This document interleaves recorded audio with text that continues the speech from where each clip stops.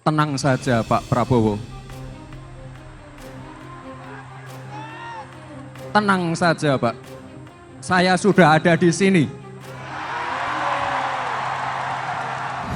Apakah kemudian Pak Prabowo Gibran ini merupakan kelanjutan dari Pak Jokowi? Ya sangat kentara gitu ya.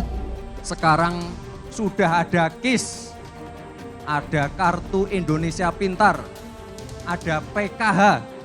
Nanti saya tambahkan lagi.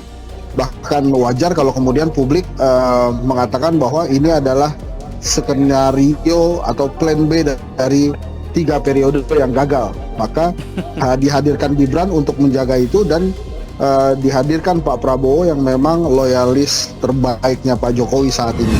Keteguhan sikap bahwa kami menganggap pemerintahan Pak Jokowi ini berhasil dan karenanya keberhasilan ini haruslah dilanjutkan. Saya yakin keberlanjutan dan konsistensi. Prabowo Gibran sudah merilis dokumen visi misi sebanyak 88 halaman. Yang menarik adalah di dokumen itu nama Presiden Jokowi disebut sebanyak 17 kali. Menjual nama Jokowi, dompleng Gibran anak presiden, bukti Prabowo tidak punya nilai jual. Adalah modal kita untuk melompat lebih jauh menuju Indonesia emas. Kan oleh Undang-Undang APBN, upamanya anggaran Perlinsos untuk 2024 itu kalau nggak salah 487 triliun. Jadi nanti program seperti PKH, Kartu Sembako, PIP, KIP kuliah. Jadi kami tidak ingin ya ketika ada pemerintahan baru maka semuanya mulai dari nol. Dokumen yang sudah ditetapkan oleh DPR dan pemerintah dan bahkan sudah PP-nya udah keluar Pak, Perpresnya. Miris sekali cara Prabowo merebut hati dan simpati rakyat demi memuaskan ambisinya untuk menduduki kursi presiden di negeri ini. Beberapa kali kalah dalam kontestasi pemilihan presiden dan wakil presiden. Kali ini, Prabowo mencoba keberuntungannya dengan strategi lain. Sebelumnya dia berhadapan-hadapan dengan Jokowi. Kini dia berpeluk-pelukan bukan hanya dengan Jokowi, tetapi juga dengan keluarga besar, relawan, dan partai pendukung Jokowi.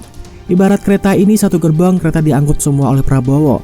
Hanya saja Prabowo tidak bisa mengangkut rumah asal Jokowi dan Gibran, PDI Perjuangan. Walaupun kemarin sempat terlihat orang-orang yang mengenakan kaos dan bendera PDI Perjuangan menyatakan dukungan kepada Prabowo Gibran saat mereka mendaftar di KPU, itu bisa dengan mudah didebak sebagai masa jadi-jadian. Namun demikian, PDI Perjuangan mestinya mulai waspada karena ada kemungkinan operasi senyap yang akan merangsek ke tubuh PDI Perjuangan yang akan berusaha mengadu domba dan memporak-porandakan rumah tangga dan dapur PDI Perjuangan. Mengapa Prabowo menjual nama besar Jokowi dan mendompleng Gibran sebagai anak presiden? Tenang saja Pak Prabowo. Tenang saja Pak. Saya sudah ada di sini. Bahkan wajar kalau kemudian publik mengatakan bahwa ini adalah skenario atau plan B dari 3 periode yang gagal. Maka dihadirkan Gibran untuk menjaga itu dan kita sulit tuh langsung menuduh bahwa kemudian ada konflik of interest Pak Jokowi atau kekuasaan ini kemudian misalnya mengintervensi partai-partai. Sulit kita membuktikannya. Sehingga mencari jalan pintas ya dan menabrak konstitusi, merekayasa konstitusi. Ini yang membuat saya kecewa. Majelis Kehormatan MK Selasa sore memeriksa Ketua MK Anwar Usman atas dugaan pelanggaran kode etik. Sebelum pemeriksaan, sidang diawali dengan agenda pembuktian.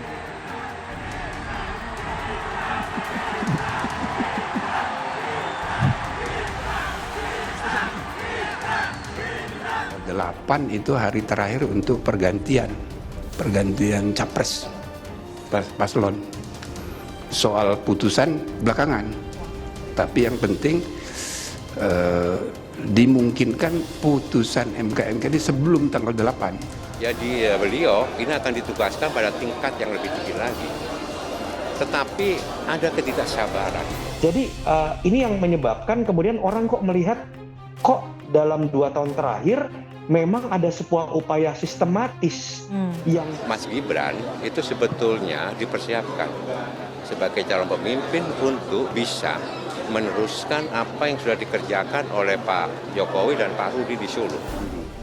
Kalau sudah ada hakim yang tidak konsisten dalam menggunakan pendekatan hukum, logika hukumnya, sudah bisa dipastikan dalam ilmu tafsir konstitusi, hakim itu punya kepentingan.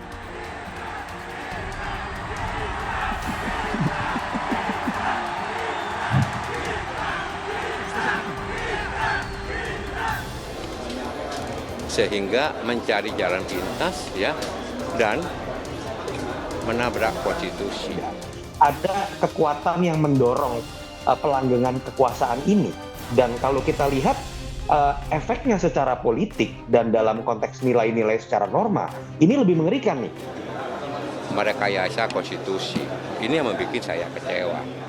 Tenang saja Pak Prabowo. Tenang saja Pak, saya sudah ada di sini. Apakah kemudian Pak Prabowo Gibran ini merupakan kelanjutan dari Pak Jokowi? Ya sangat kentara gitu ya.